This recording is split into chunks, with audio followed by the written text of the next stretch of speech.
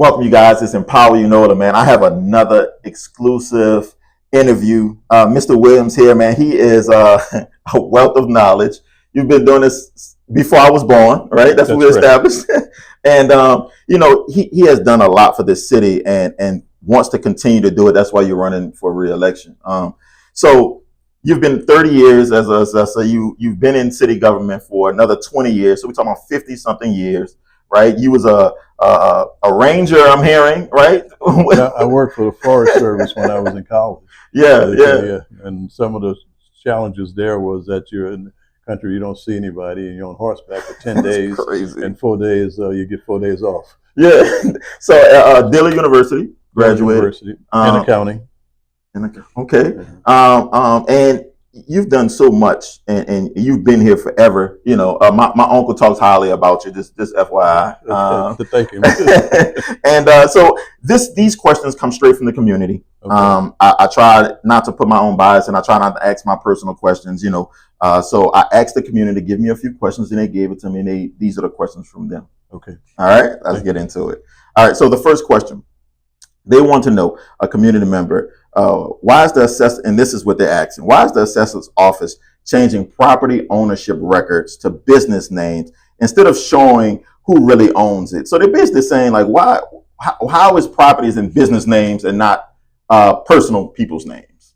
Basically, the way the law reads is that whoever records the act of sale in the clerk of court's records, I must take the name of that entity and place it on the tax rolls. Now, when you want to know who the ownership is of that property, there's two places you can go. Okay.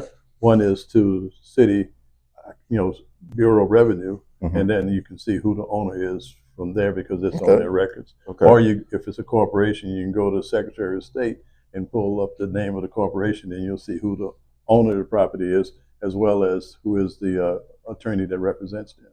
We are not required to. I'm not required to put that on the tax roll. Who the owner of the property is. It's just who the owner of the property is.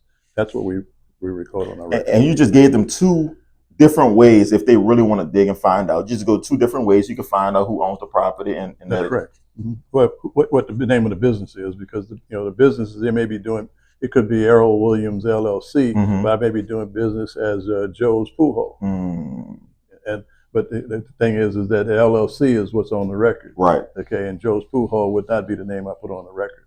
And is that equivalent to like maybe a car or something like that? How people use, their business bought a car, business have a car, things like that, similar. Yeah, because the owner of the car is going to say the business's name. Okay, but then the true owner is the person whose name that's on the business. On the business. Gotcha. All right. Well, shoot, that's easy enough. They have to file an occupational license. Everybody has in order to be able to open a business in the state of Louisiana. And that's how they go. They just go to Secretary of State. They can find the business owner. Yeah, if it's corporate, if it's a corporate name. If it's a corporate name. If it's an individual, then you have to go to the city's occupational license file, and they will tell you who the person is that's own the business at least. Listen, you answered that question straight, and he gave you two different avenues to go find out if you want to further investigate anybody's property name or business name. So, all right. So look, we're gonna move on to the next question. The next question is, what specific like evaluations do you use to generate the tax assessment? Like amount of a property. So you see a property, what kind of do you judge to make that assessment on the property? Okay. In Louisiana, residential property is assessed at 10% of its estimated fair market value. The assessor is required to determine the fair market value of the property. The actual tax rate, is determined by the voters. Whatever they vote for millage to be, that becomes the tax rate. The assessment is so if you got a $100,000 piece of property and its assessment is 10% because it's residential, the assessment is going to be $10,000. Okay. The tax rate is $133, so that means that 133 times or 0.133 times 10,000 is going to give you the tax bill, which is going to be $1,330. Okay, that's the way you can count. Now, the way we go about it is that we take the sales over a 2 or 3 year period. Okay. In a given neighborhood, because all our neighborhoods are defined on our website, where the properties are similar, and that those sales analysis are brought together, and we average them out to say basically what are people paying for property per square foot. And there's three things we look at: the size of the house, the condition of the house, and the type of construction. Once we get those three things together, my people go out and actually look at the house and they grade it, whether it's excellent condition, very good condition, average condition, fair condition, or poor. And those numbers change. So if I got a house worth 1,000 square foot house and the rate is $200 a square foot for that neighborhood, then $200 times 1,000 will give you a $200,000 house. Okay, all right. That's the assessed value. Now that's on average. So if it's an excellent condition, it may be a little higher. If it's in poor condition, we're going to make an adjustment and make a reduction based upon a linear regression formula that we have in our computer system. And if it's poor, again, like you said, if it's in poor condition, then the rate is going to be less than 200. And someone in your office goes out there to go evaluate. I have to physically go in and grade every house. Okay, and it's once in a 4-year period. So my people are working on 2028 right now, which is the next evaluation period. And they have to go to every house in the city. That's how every house. Every house. We built a appraisal staff of 21 people who have appraisal designations. Some of them were independent fee appraisers before they came to work for us. Some of them had 20 years and 30 years. So they've given knowledge to the people. Plus, you also have the training courses that all of us have to go through to become appraisers. I love it. I mean, that answered everything for me. I get it, and I'm sure this person, this community member, would be able to understand that because you broke it down. I mean, to its simplest form at this point. All right, so we're gonna move on to the next question. All right. So this question came from a community member. It says, have you considered lowering the age for property tax exemption since many younger people are buying homes? How does that work? The way it works is the legislature decides and the people through a constitutional amendment what the exemption should be. Okay. Everybody who buys a home is entitled to a homestead exemption. Up to $75,000 is your homestead exemption. Okay. This year, I was able to get Representative Willard to introduce a bill to try and increase the homestead exemption to $125,000. We were able to get it out of committee, but we weren't able to get it passed on the floor of the House. We haven't given up. There'll be another attempt to try and bring that forward because other states have begun to double their homestead exemption. Actually, Texas raised theirs from $40,000 to $100,000. Come on. And Nebraska went from $60,000 to $120,000. And some of the other states like Georgia, Tennessee, Colorado, and Nebraska, they all have changed in Tennessee, they all have changed the homestead exemption where they've doubled it. Some of them don't give you $75,000; they may give you $4,000 off of your taxes because you meet a certain criteria. Gotcha. But age is not an issue unless you apply for a freeze, and the freeze is a special assessment, meaning that once you make 65, your assessment can't be increased anymore if you meet the criteria, which is your income's got to be below $100,000. And by the way, on the ballot next year in November will be a constitutional amendment to raise the income limit to $150,000. So voters will get a chance to vote on that. And what the intent is to try and provide relief to people. Okay, so once you retire at 65, your income doesn't keep up with the changes of cost of living. It does not. So you have to have some kind of buffer to try and protect people. Now there are other programs out there that cover disability and veterans exemptions that we also provide, and what they call first responders, they get additional $25,000 on the homestead exemption. So if young people are buying it, they're entitled at $75,000. We'd like to raise it a little higher than that because the cost, when the $75,000 came in, the average cost of the house was between $40,000 and $60,000. Today it's in $300,000 range. So at least that much. But if you got a new house or a house in the old neighborhood that's in good condition. So when you win this election, can you come back and can we talk about trying to pass the legislation that's going to help with the people, and because I don't mind pushing that for for the citizens. I think it's important, like you said, that raise, that increase, we need it. Well, yeah, it gives you another $300 or $400 on your exemption. So because at $130, $130, that's what the rate is. So 2.5 times that, which would be an increase in the homestead exemption to $100,000.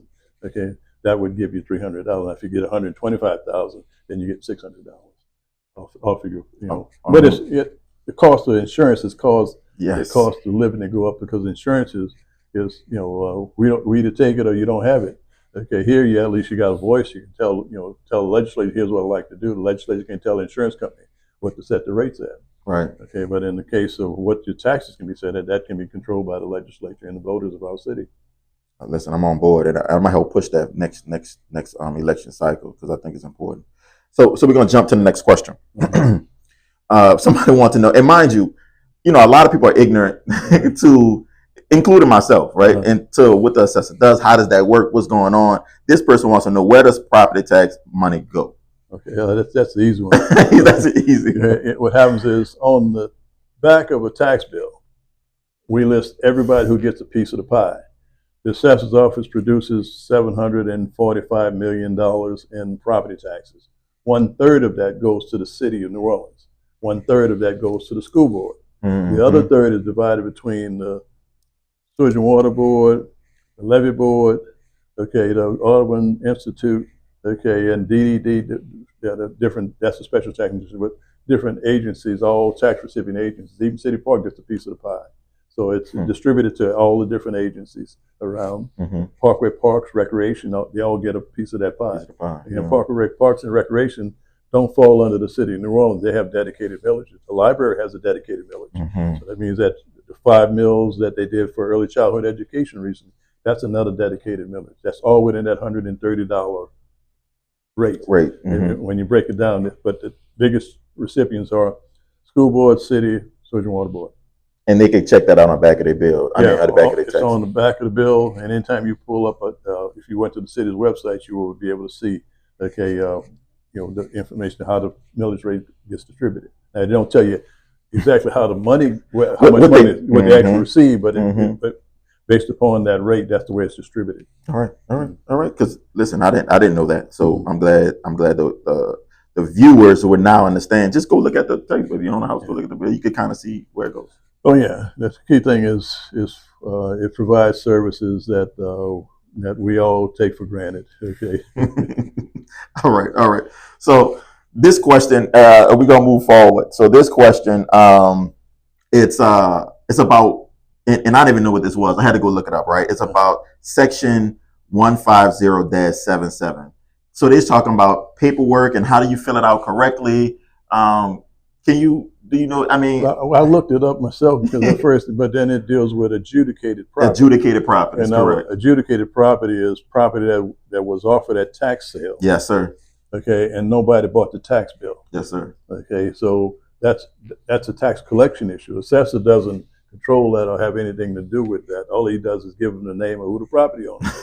Okay. But, right. But the challenge for that is that the law says that they can sell it after 5 years if after giving notices to all the potential owners of the property. Okay, that's the mission behind that, is so the government will have the ability to be able to collect the property taxes for that property. Correct. That has nothing to do with assessor per se. It has everything to do with it's a tax collection issue. Okay, having been the director of finance for 6 years for the city, I understand that side of government and the collection side. But there's some new law changes that are more complicated for people to understand. That in 2026, is my understanding that the tax sales, you will only be able to buy the certificates. You never will lose your property anymore because it says that you're a lien holder. That the new law will make all tax liens just lien holders. And really, adjudicated property means that it's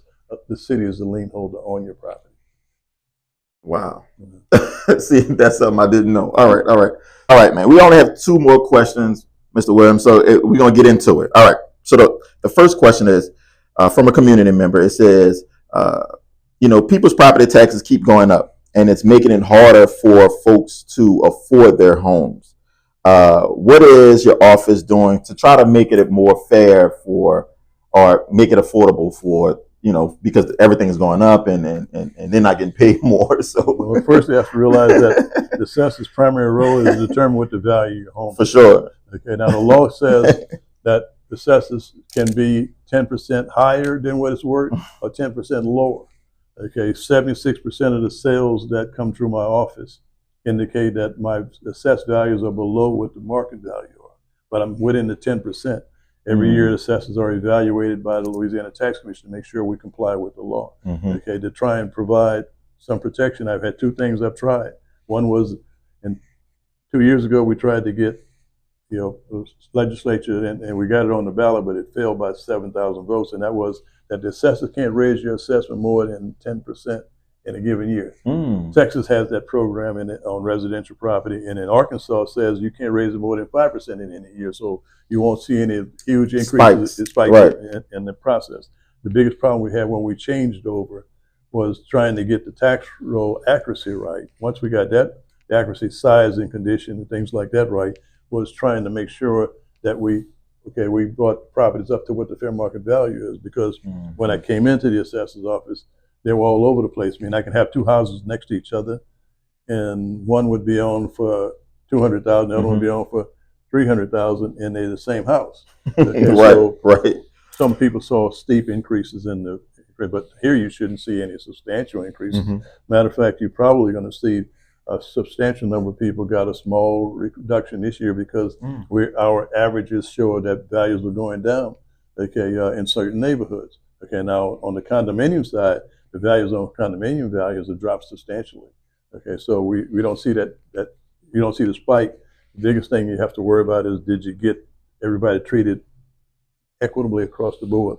If you got the right value and you got the right information, then you got the right assessment. Now what you don't have is, you don't know the condition of these properties, because sometimes you, as an assessor and appraiser, you will see a house that has lawns manicured, new door on it, curtains at the window, and inside is still gutted. So, as an assessor, I take the position, bring it to our attention, show us where the property is damaged at, and we will make the adjustment, because that means the guy riding by from my office who goes by and looks at your property and grades it, he may not know the condition of it.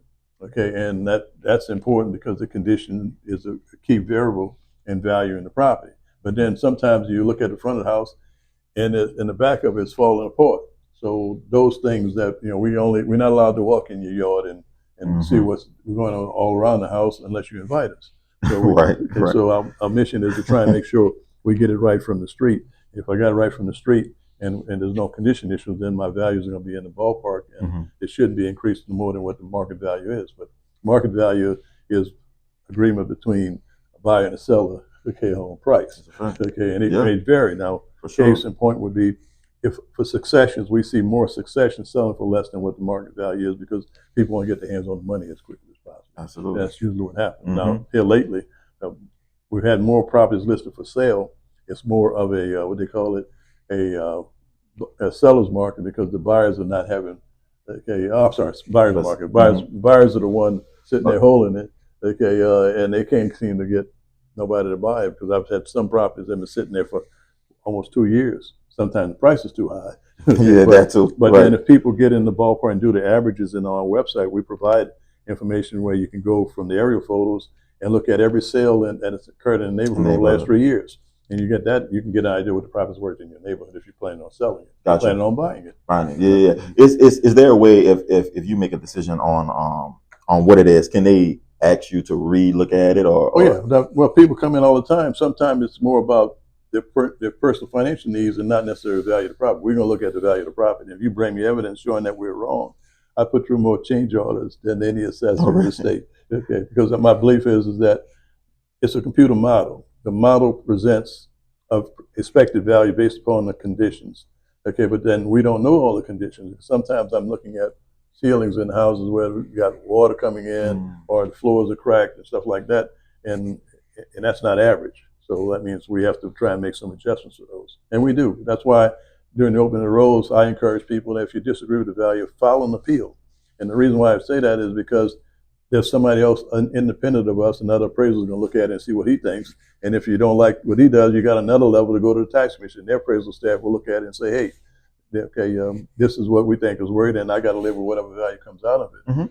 Now I'm going to defend my value until I see evidence showing that my value is wrong. Gotcha. All right. So my last question is, why should people reelect you for this position? Everybody got their pitch, and I just want you to talk to the community and tell them why should they reelect you. Well, They should reelect me because I've done my best to try and modernize the office and make it acceptable and available to anybody that wants the services out of the office. Okay, that is, you can visit the office online, you can schedule a virtual appointment, or you can come down to the office. But when you look at my opponents, none of them have managed or an organization as I have done. I've managed this finance department, which was 365 employees, the city of New Orleans as CEO, which was about 6,000 employees, and I got 70 employees in the office. My reputation as a tax assessor, reputation as a political elected individual, okay, says that I present one focus: fair and equitable assessment practices delivered in a courteous and professional manner. And it's all about public service. And if you look at, when you come to my office, sometimes people say, gee, it didn't take long to get that done. The mission for us is to try and serve the people that we haven't given the best service that we can. I think my management ability says I'm the better of the candidates to serve for another 4 years. Okay, my experience says that. It's, to be honest with you, it's 7 years in city government, 40 years as an assessor. Okay, so it says that experience is there, and you don't get reelected unless you're doing what meeting expectations of people that you serve. And I continue to see that as my mission. Okay, people say you should retire. I say, for what? I still enjoy working. That's the difference. And you still have a job to do. You still want to continue the work that you're doing. Right now, we're in the process of closing out the rolls for 2026, and appeals are going on right now for people who file appeals who disagree with the value. We don't take it personal. Ours is just what we think it is based upon the linear regression program. If you show evidence otherwise, you may not even have to file an appeal beyond us, because our position is that we're wrong. We're going to correct it. Listen, and that's all we can ask for, right? And that's why it was super important to ask. If somebody felt that it was too high, would they come back? You say, yeah, like we do that all the time. Like if something that I didn't see that I need to correct, that's right. Correct it. Well, I think that's the nature of being fair. Now, some of my peers don't feel that way. Some of them believe that when I'm giving you this number, that number is right. We can do it next year. So, mine is if we're wrong, and if you give you an example, sometimes I don't find out 2 years or 3 years later, I make the adjustments. Still gonna do it. Yeah, that means if they paid it, they get a refund. Well, I appreciate it, you guys. So look, good luck. Thank you. Right. Good luck on running. I appreciate you taking the time. I know you're a busy man.